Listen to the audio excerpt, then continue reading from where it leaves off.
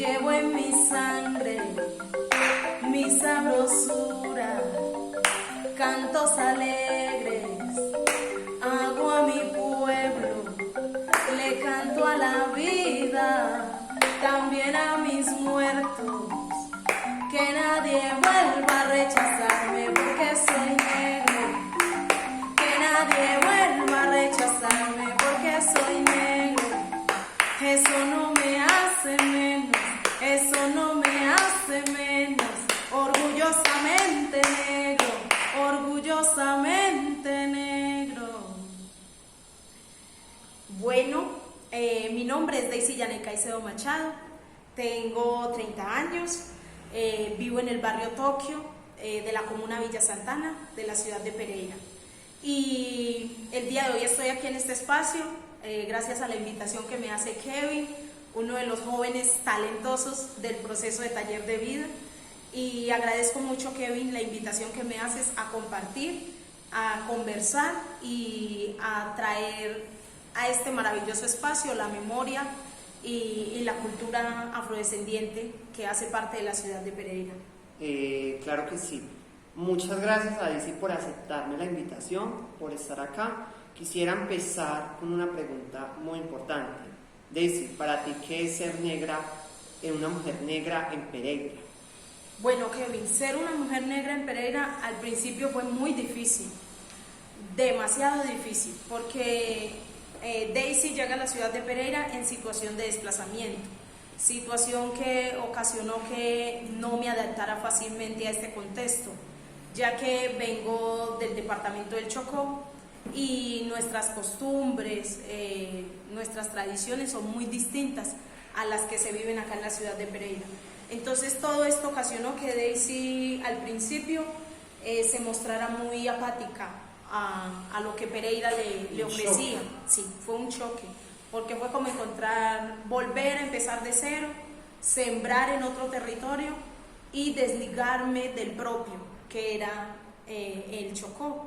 Pero con el tiempo fue darle una resignificación a todo esto y entender que no importa en qué territorio yo me encuentre, yo nunca dejaré de ser Daisy, una mujer afro, criada por una mujer maravillosa, mi abuela Adelaida Machado, que tuvo a su crianza 11 nietos, entre esos Daisy, y todo lo que hoy sé se lo debo a ella, desde la medicina ancestral, desde los cantos ancestrales y desde el convivir, porque eso es lo que nos enseña todo este proceso de desplazamiento, que es convivir en otros territorios. Daisy, a mí me gustaría que entráramos más en detalle acerca de tu historia de desplazamiento, porque en Colombia realmente esto es un tema que ha afectado muchísimo y es una vulneración de los derechos humanos. ¿Qué nos puedes contar tú sobre tu historia? No, Kevin, el desplazamiento es algo que genera desarraigo, pero también trae consigo mucha violencia, porque en mi caso particular nos tocó desplazarnos de nuestro territorio porque secuestraron a una de mis tías. Gracias a Dios, mi tía sobrevivió a ese secuestro, entonces hoy por hoy la tenemos en casa, está con nosotros, pero fue muy duro para nosotros vivir esas horas tan intensas de pensar si ella iba a regresar con vida o si la iban a asesinar o si ya no la volveríamos a ver dentro de muchos años, y que Dios nos haya dado la bendición de que su liberación haya sido pronto, es algo con lo que siempre estaremos eternamente agradecidos con Dios, con la vida y con ella, porque tuvo mucha fortaleza en medio de su secuestro. Entonces ahí se ve mucha vulneración, se ve la vulneración al derecho a la libertad, que es algo que todo ser humano anhela, desea, sueña tener siempre, y es su libertad, tanto de expresión como su libertad física. Entonces fue vivir todo este tema de la violencia del 2000, la cual arrasó con nosotros de una manera muy, muy feroz. Daisy, estamos hablando de derechos humanos. ¿Qué sabes tú sobre ellos? ¿Cuál es tu concepto? Cuando llegué aquí a Pereira no sabía nada de qué eran los derechos humanos, ni sabía que como persona tenía derechos. ¿No se te educó eso? No, porque en el territorio digamos que se vivenciaba, pero no se daba la teoría. Era como, usted tiene derecho a una familia. Yo tenía mi familia, tengo una familia. Tienes derecho a una vivienda. Tenía una vivienda en mi territorio. Entonces era tenerlo todo ahí desde la parte del territorio del Pacífico, no había como algo que me dijera, Daisy, la definición de derechos humanos es esto, pero yo lo vivenciaba. Cuando ya sucede todo el tema del desplazamiento, de los asesinatos en los territorios, ya empiezo a ver que hay una vulneración de ellos sin saber la definición de qué era vulneración de derechos. Vengo a saber ese tipo de conceptos cuando ya me encuentro en la ciudad. Cuando llego aquí desplazada, no tenía una casa, llegamos en zona de invasión, tener que vivir con ese miedo de que la policía llegaba y te podía tumbar tu casa. Entonces yo decía, pero ¿por qué no tenemos una casa? Pues sí la teníamos, pero todos los días vivíamos con la zozobra de que íbamos a llegar del colegio y que ya la iban a tumbar. Entonces fue entender esa definición de que yo tenía derecho a una vivienda, pero en el nuevo territorio donde estaba, digamos que no fue la manera más legal, digámoslo así, de conseguirla, porque estábamos en zona de invasión. Pero la necesidad prima por encima de cualquier, claro, de cualquier situación. Es esa necesidad de supervivencia. De supervivencia. Daisy, me hablas de invasión. Sé que vives en Villa Santana. Sí, en estos momentos vivo en el barrio Tokio, de la comuna Villa Santana. Cerca está Las Brisas. Las Brisas en este momento hay una comunidad extensa, grande, que estaba en zona de invasión y en este momento están en desalojo. ¿Cuál es tu postura frente a ese tema? Sí, por ejemplo, mi vivienda hace parte del plan de viviendas que el gobierno, concedió a las personas que vivimos muchos años en zona de invasión. Entonces, al ser reubicada de la invasión de Bosques del Otú, pasamos a vivir el plan de vivienda en Tokio. Entonces, digamos que lo que están viviendo ahora en Las Brisas, las familias que están siendo desalojadas de sus viviendas, fue algo que yo también viví en Bosques del Otú. Entonces, para mí es un tema que me genera impotencia, mucha impotencia, porque uno quisiera hacer más, uno quisiera ayudar, uno quisiera llegar al gobierno, uno quisiera decirle al alcalde, decirle a la administración, necesitan una casa. Y solamente están pidiendo una vivienda digna, tener un hogar, ¿sí? Entonces ese tema para mí siempre va a ser de indignación. La verdad, mi postura siempre va a ser indignación, a la vez tristeza y mucha impotencia de no poder hacer más, porque los recursos no están a mi alcance para lograr ese cambio. Pero desde lo que podamos, desde denunciar, desde no ser indiferentes, eso es lo importante. Porque somos más los que vemos esta situación realmente como una necesidad de hay que ayudar, hay que sumarse y no como haciéndonos los que no está pasando nada en el sector. ¿Cómo vive Daisy los derechos culturales como mujer afro? No, Kevin, ha sido bien complejo y más cuando uno quiere representar su identidad, cuando uno quiere seguir conservando lo que es uno, cómo llevar su cabello afro, lucir los aritos de las comunidades indígenas, porque yo he tenido mucha incidencia en comunidades indígenas, al igual que desde mi comunidad afro. Entonces sentir que poder unir todas estas cosas es demasiado valioso para mí. Y la prueba de esto fue el haber tomado la decisión de organizarme como una mujer líder en mi comunidad, donde los niños son los protagonistas de todo esto, porque conformo un semillero de canto tradicional del Pacífico, el cual está conformado por 15 niñas afrodescendientes, niñas entre los 11 y los 15 años de edad. Y también participan algunas de las jóvenes, ya de 17 años en el proceso también. Llegar a las familias, hacer esta apuesta por recuperar nuestros cantos, pero más que por recuperar nuestros cantos, fue por organizar un espacio de encuentro. Eso es lo que nos permite el Grupo Barule, tener un encuentro, tener un diálogo y acompañarnos. Una de las niñas decía en la despedida hace poco, del grupo me llevo la compañía, y eso para mí fue lo más valioso que pude escuchar de todo el año. Me llevo la compañía, porque muchas veces llegan a casa y esa compañía no la tienen, pero en el grupo sí. Otra de las niñas decía, gracias por el apoyo y la paciencia. Es una bendición ver que una niña se exprese así, porque muchas veces sentimos que las personas tienen que hacer por nosotros, porque tienen una obligación con nosotros. Pero qué bonito también es en el transitar y en el recorrer de la vida, entender que hay muchas cosas que las personas las hacen con nosotros porque les nace, porque lo quieren brindar, porque con nuestro comportamiento no lo ganamos y no porque están obligados a aguantarnos, a soportarnos, a tener que llevarnos siempre. Entonces, para mí el proceso de formación con las niñas siento que debe ser un proceso muy integral, desde el canto, desde la formación como persona, cómo veo al otro, cómo me pongo en los zapatos del otro, cómo genero esa empatía con el otro y cómo también nos hacemos parte de la ciudad, porque la reflexión fue, vivimos en la ciudad pero no hacemos parte de ella. Eso fue lo que nos impulsó a iniciar con Barule. ¿De qué manera podían saber que Barule estaba aquí en Pereira? Que este grupo de niñas afrodescendientes existía en la ciudad de Pereira. Utilizamos el recurso que teníamos a nuestro alcance y es el canto. Cantos que honran la vida, la resistencia, la lucha de todas nuestras comunidades y de nuestros pueblos. Daisy, la verdad tú eres una artista muy integral.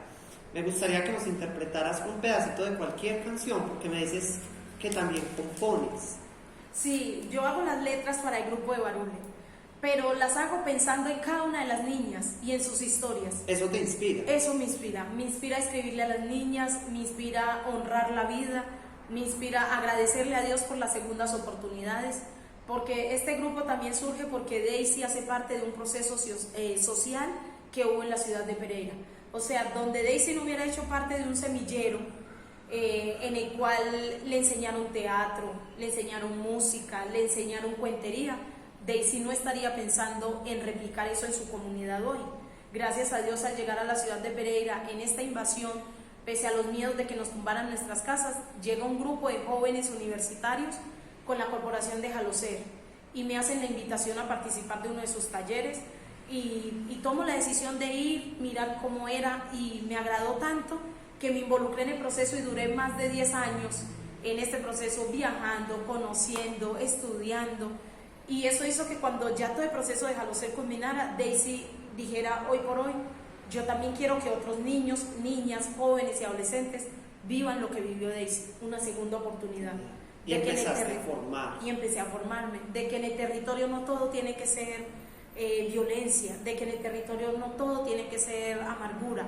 Entonces es como darle otra mirada también a esa violencia, a esa falta de oportunidades y animarse a soñar, ¿por qué no? Yo siempre le digo a las niñas, sueñen, sueñen, sueñen lo más que puedan, que los sueños son vida, nos permiten seguir caminando, seguir respirando. Y ahí vamos con el proceso de Barule y le estamos dando una partecita de nosotros a la ciudad. Entonces, interpretar una canción para mí muy simbólica y muy representativa podría ser Corazón de Chocolate. Es una de las canciones que siempre le digo a las niñas, se las dedico a ustedes, es para ustedes, porque no ha sido fácil, pero ahí vamos. Y esta dice, corazón de chocolate, late, dime a dónde vas, dime a dónde vas, porque la mirada triste, si es mejor reír que llorar. No fue fácil el proceso, no, no, no, no me quedo en el intento, no, no, no, y gracias a mis ancestros, oh, oh, oh, hoy vivo en lluvia de bendición, corazón de chocolate, late. Esta es una de las canciones que más nos representa y es muy simbólica para nosotros porque, como lo dice la canción, no fue fácil el proceso. Yo puedo en 15 minutos, en media hora, en 2 minutos contarles quién es Daisy y qué hace en la ciudad de Pereira, pero fueron muchos años de resistencia, muchos años de lucha, de guardarse uno muchas cosas, de vivir de muchas humillaciones también, porque no es fácil llegar a una ciudad donde te hacen sentir que no eres parte de ella, que deberías de regresarte nuevamente al lugar de donde saliste, pero nadie te pregunta por qué estás aquí, qué fue lo que te trajo hasta aquí. Entonces, Corazón de Chocolate siempre será eso, es mejor reír que llorar, y nosotros desde la resistencia lo hemos hecho. Daisy, se firmó un acuerdo de paz hace ya algunos años, pero vemos que esa paz aún no se ve. Hay muchas familias como tú que están viviendo todavía la violencia, que están en esos territorios. ¿Qué le dices tú a esas familias? ¿Qué le dice Daisy Janet desde su proceso, desde su formación, desde su sentir? ¿Qué mensaje le envías a todas esas familias? Bueno, yo les digo desde la Daisy, que ahora ha hecho un proceso arduo, que ya tiene más conocimiento frente a muchas cosas, que la paz sí es posible. ¿Por qué digo desde la Daisy de ahora? Porque la que era más niña siempre decía, la paz no va a suceder, no va a haber paz, este país nunca va a cambiar. Pero yo le apuesto al cambio y yo le apuesto a que sí es posible una paz, pero hay que iniciar primero por nosotros mismos. Si yo estoy en paz, yo a mi comunidad, a mi territorio también le voy a sembrar esa paz. Entonces, ya hablando desde la parte a nivel país, digámoslo así, sé que sí se puede construir una mejor Colombia, sí se puede construir una sociedad sin violencia, si manejamos la empatía, si empezamos a ver que el otro tiene una lucha, la cual yo no conozco, la cual muchas veces ni siquiera me tomo el tiempo de preguntarle qué pasa, qué ha pasado en ese cuerpo, porque yo he aprendido con el tiempo que nuestro primer territorio es nuestro cuerpo. Entonces, cuando este cuerpo está dañado, cuando este cuerpo está lastimado y fue vulnerado, yo no puedo exigirle a una persona que llegue a un territorio a brindar algo que no ha tenido. Entonces, hay que trabajar siempre nuestro territorio físico y nuestro territorio espiritual también. Entonces, la paz sí es posible, Kevin. Y yo le digo a las familias que han sido violentadas de muchas maneras, a las cuales han lastimado, han asesinado a sus seres queridos. Muchas mujeres fueron abusadas en medio de conflicto armado. Yo les digo que hay que soltar y hay que sanar. Yo sé que las heridas que quedan en el alma son muy difíciles de cicatrizar, porque Daisy es una mujer que camina con muchas cicatrices, pero sigue caminando y sigue avanzando, porque no nos podemos quedar todo el tiempo